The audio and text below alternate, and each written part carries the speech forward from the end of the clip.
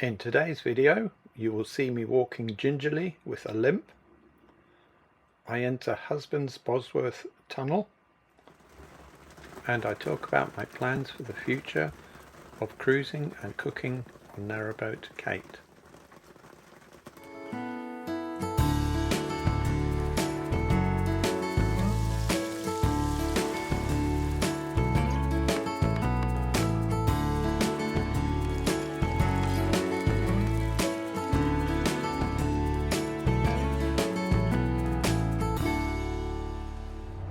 A beautiful morning,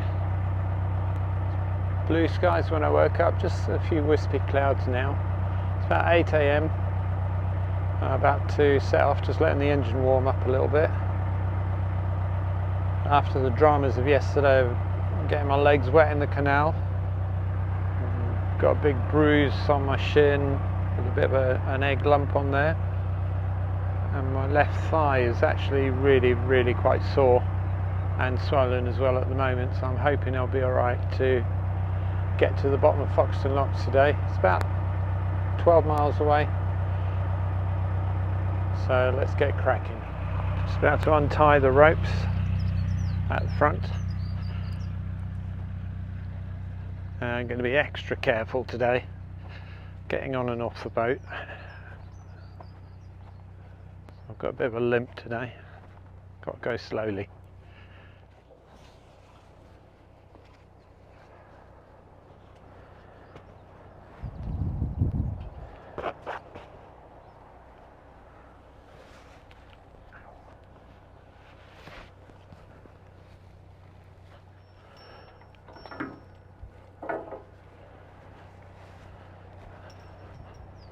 That's the front undone.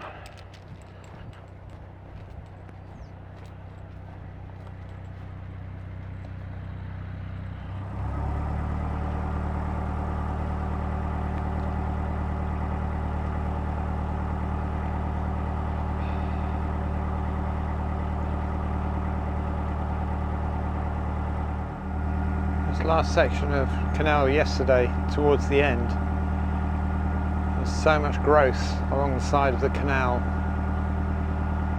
growing out into the canal like we've got coming up here on the left. Made it quite difficult to pass sometimes, especially when it's on a blind bend and you've got a boat coming the other way which you don't see until the last minute, as happened yesterday.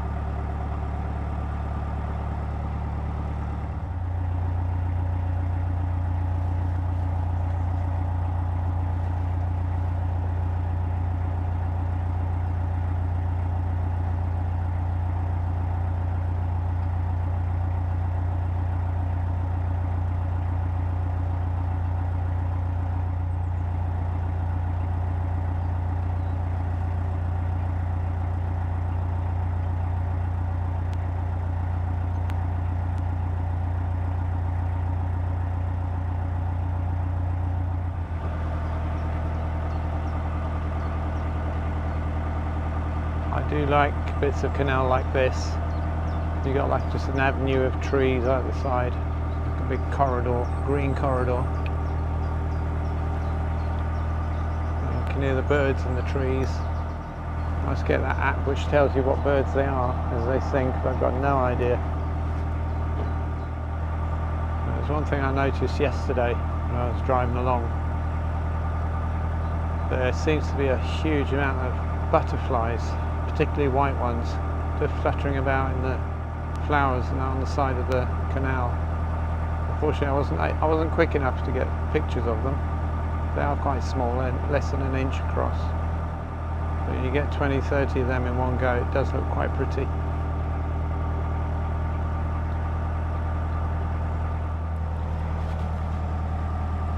I'm not sure if I catch this picture on the right of the boat, starboard side. the field, huge field, just full of what looks like wheat, to my eyes anyway. If I'm wrong, please tell me in the comments. It looks like it's almost ready for harvesting.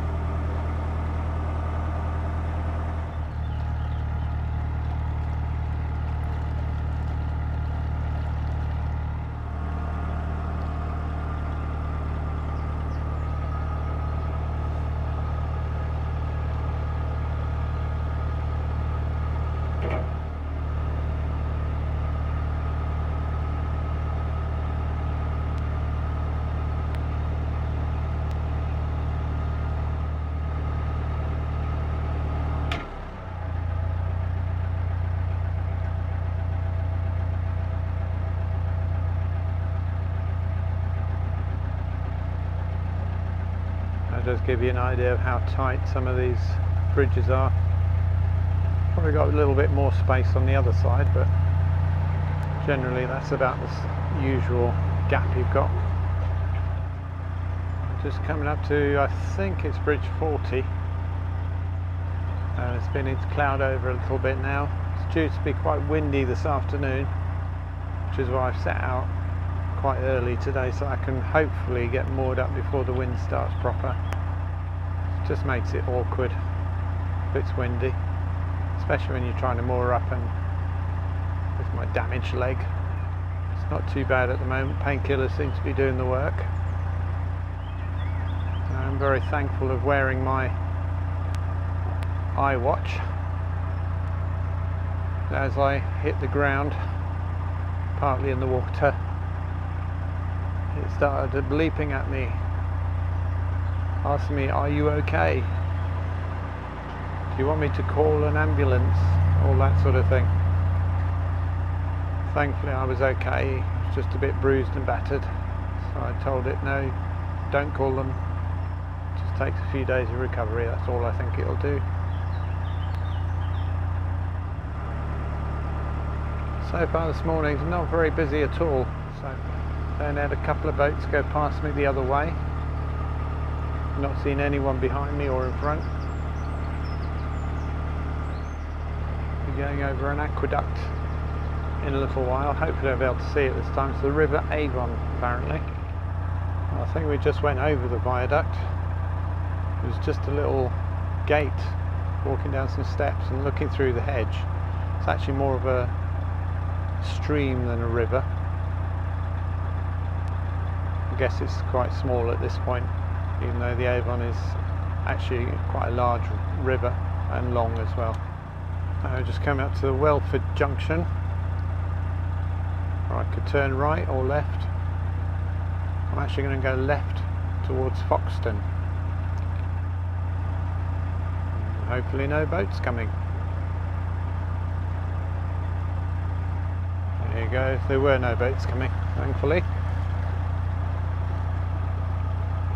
Through bridge 42. You're coming up to North Kilworth Marina.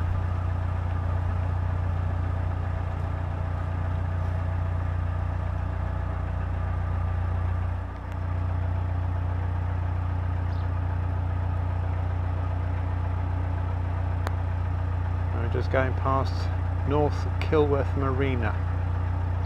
Looks very nice from here. The nicest entrance I've seen for any marina.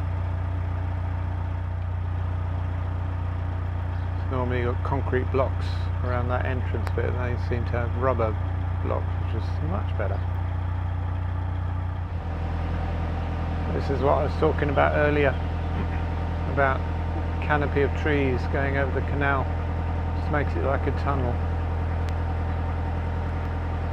Disadvantage, of course, if you can see on the right, there's more chance of trees falling into the canal. Just before I filmed this bit, there's a tree on the side which it must have been about 2 foot across that had fallen down. Obviously been chopped up a little bit.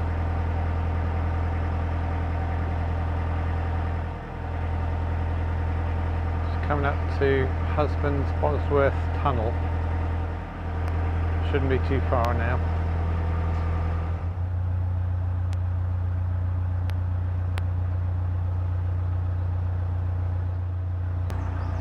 already got my lights on.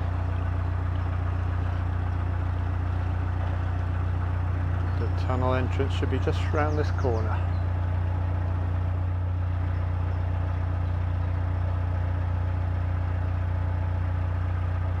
This tunnel is 1,166 yards long, around about 1,000 metres or 1 kilometre, so probably half the length of Braunston Tunnel, thereabouts. And looks like you can see the other end, which means it's nice and straight.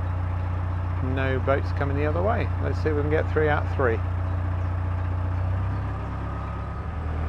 The board says it should take us 12 minutes. I guess that depends on how fast you're going.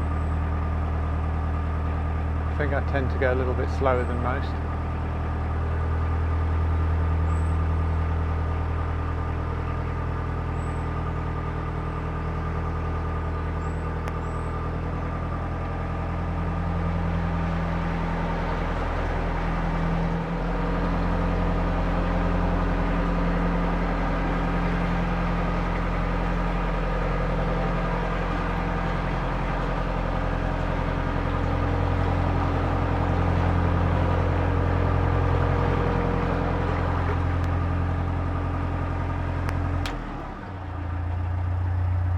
I think that took us just about 14 minutes, so a little bit slower than they recommend. I'm happy with that.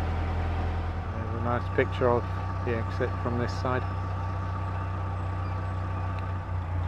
I saw the lights turned off. I get on my way now to Foxton Locks. I'm going to stop at the bottom there in a day or so.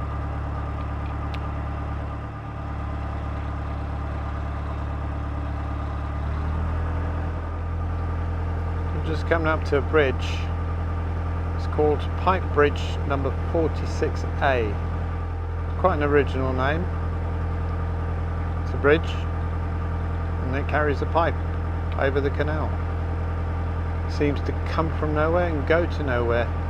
No idea what's supposed to be in it. If anyone knows, please let us know in the comments. We're on the Grand Union Canal.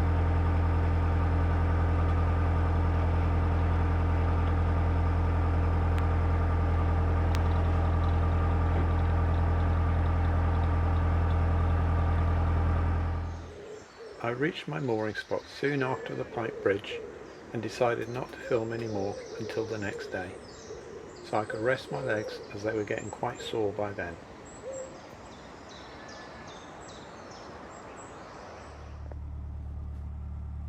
Generally at this stage of the video I would cook something for you. However, this week I would like to discuss my plans for cooking in the future. Following some great comments about the cooking, I'm considering setting up another YouTube channel dedicated solely to cooking. I want to expand the range of dishes, the length of the videos, so I can get more detail as well. I plan to cook dishes from around the world, including Indian, Japanese, African and British cuisine. If you have a favourite dish, I would love to cook it. Please let me know in the comments. So what does this mean for Red One Afloat? Well, it will continue, and I will still include cooking at the end. However, it will be significantly shorter, and I will increase the time given to cruising on the cut. I will also produce more videos from inside Narrowboat Kate to show you how I will change things inside and out, getting it ready for me to move in as a liveaboard boater. For example, I need to install solar power and replace my inverter. I will also need to replace the stove on the boat, as the current one is rusty and maybe 20 years old. I will also be adding some personal touches from my life to the inside. If you'd like to find out how I get on, please click that subscribe button and YouTube will let you know when a new video comes out. Please join me on my journey by subscribing to Red One Afloat. Thank you and see you soon.